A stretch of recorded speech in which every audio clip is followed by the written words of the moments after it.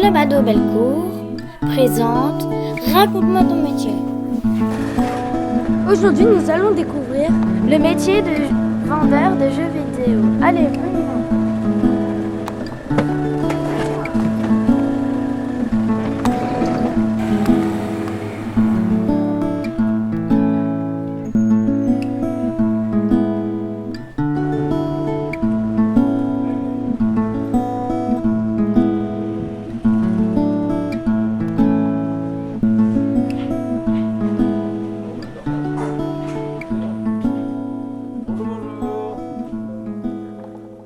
Pouvez-vous vous présenter en quelques mots?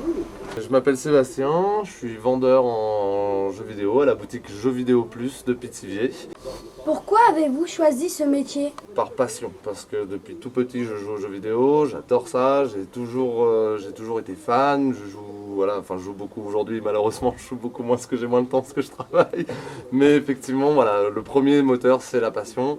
Après, la vente en elle-même aussi, là par contre c'est aimer les clients, aimer voir du monde, partager, discuter, échanger, avoir beaucoup de passages.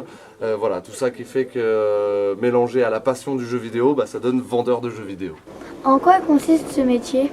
Alors le métier, ça va se diviser en plusieurs parties. La première chose, ça va être réceptionner des marchandises, donc ensuite les rentrer en machine, ça veut dire rentrer en fait dans l'ordinateur, la caisse ou le stock, toutes les marchandises que j'ai reçues.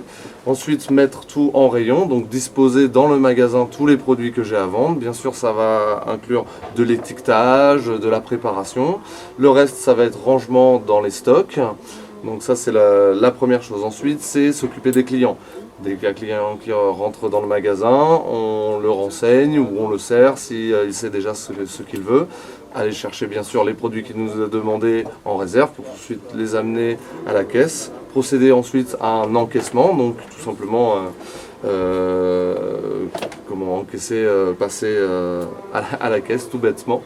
Et bien sûr tout ce qui est tenue du magasin, donc évidemment la propreté du magasin, mais aussi le rangement, la disposition des choses, voilà. Quelle formation faut-il pour ce métier?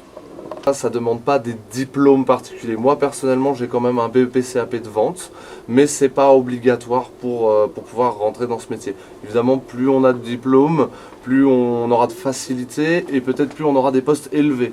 Moi je vais être un vendeur, au-dessus de moi il y a un responsable, et là on est dans une petite boutique, mais si on était dans une entreprise plus grande, il y a des directeurs, des surdirecteurs, jusqu'à monter jusqu'au PDG. Évidemment plus ils sont haut placés, plus en général ils ont des grosses études, ou alors c'est à l'ancienneté. On commence, on n'a pas de diplôme, et petit à petit on gravit les échelons, on est vendeur, on devient responsable, on devient directeur de région, directeur ainsi de suite, pour peut-être aller monter sa propre entreprise par la suite, ou ce genre de choses. Quels sont tes jeux préférés? Moi personnellement je vais être un petit peu de l'ancienne école, j'ai commencé sur ma vieille Nintendo, je les ai toutes eues petit à petit. Ça reste ce que je préfère, c'est les petits jeux, les jeux de plateforme, un peu donc comme Mario, Donkey Kong, Kirby, Yoshi, toutes ces choses là, ça reste un peu ce que je préfère. Au-delà de ça, j'adore le RPG. Le RPG, c'est des jeux de rôle, d'aventure où on va faire évoluer un personnage. Les parents disent souvent qu'il ne faut pas jouer des heures sur la console. Est-ce que c'est dangereux? Qu'est-ce que tu en penses? Alors dangereux, oui et non. Dangereux c'est un bien grand mot, c'est un peu fort comme mot.